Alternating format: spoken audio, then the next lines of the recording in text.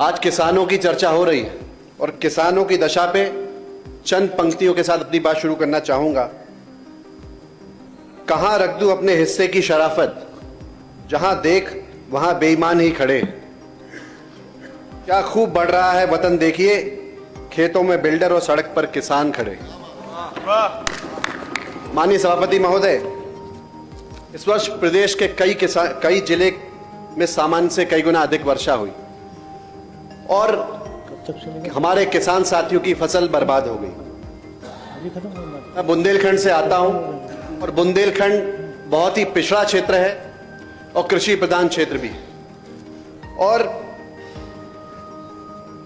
बुंदेलखंड में अधिकतर जब किसान की फसल बर्बाद हो जाती है तो मजबूरी में हमारे किसान साथी को मजदूरी करने के लिए पलायन करके बाहर दिल्ली, बंबई या बड़े शहरों में जाना पड़ता है और उसको बड़ी अव्यवस्था का सामना करना पड़ता है।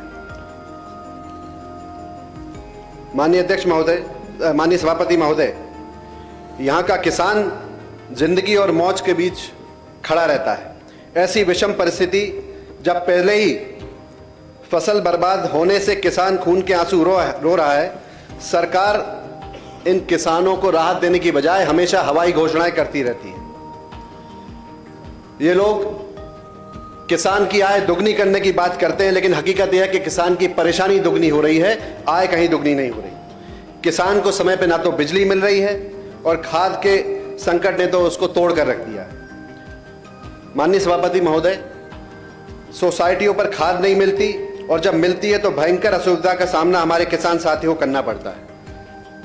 मेरी विधानसभा पृथ्वीपुर, निवाड़ी एवं टीकमगढ़ जिले दोनों में आती है और मैं कहना चाहता हूं कि टीकमगढ़, निवाड़ी जिले में और पृथ्वीपुर में किसान को खाद की अत्यंत समस्या से जूझना पड़ रहा है। रोज किसान मजबूरी में चक्का जाम कर रहे हैं, रोज उनको असुविधा हो रही है और भारी कालाबाजारी के चक्कर में जो किसान की खाद उसको मिल नहीं रही है और बहुत औने पौने दाम पे उसको मिलती है, तो बहुत महंगे दामों पे मिलती है।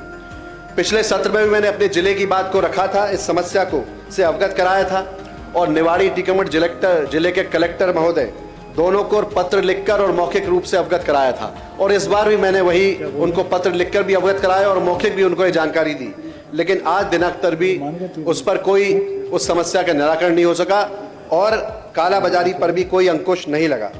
माननीय सभापति महोदय, मुझे तो ऐसा प्रतीत होता है कि सरकार की प्राथमिकता किसान नहीं बल्कि इवेंट मैनेजमेंट, घोषणा पत्र और प्रचार प्रसार है।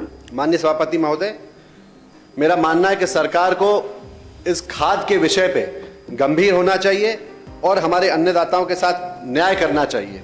साथ ही कुछ एक दो मांग है जो मैं स्पीच में रखना चाहता हूं। अतिवृष्टि और फसल का जो नुकसान हुआ है उसका सही तरीके से सर्वे कराकर किसान को मुआवजा दिया जाए, केवल हवाई बातें नहीं की जाएं।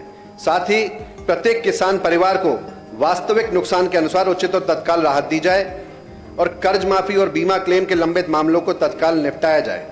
ये समस्याओं का निराकरण यदि सरकार करती है तो निश्चित ही हमारा किसान और अन्नदाता खुश होगा और सरकार को दुआएं देगा। धन्यवाद आपको निपेंद्र जी।